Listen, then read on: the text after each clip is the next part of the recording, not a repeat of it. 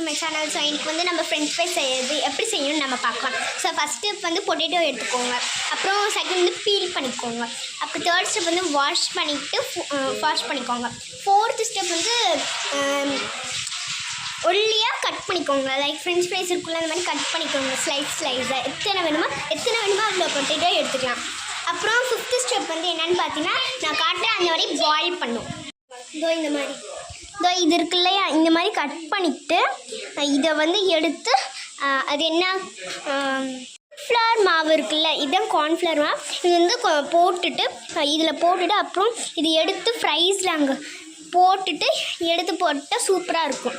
Sauce தொட்டு minus தொட்டு சாப்பிட்லாம். நீங்கள் இந்த மாதிரி நீங்கள் செஞ்சிங்கன்னா சூப்பராக இருக்கும். Bye guys.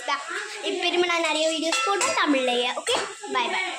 என்னோடய வீடியோஸ் உங்களுக்கு பிடிச்சிருந்துச்சுன்னா ப்ளீஸ் இந்த வீடியோக்கு லைக் சப்ஸ்கிரைப் பண்ணிடுங்க. ஓகேவா கைஸ்?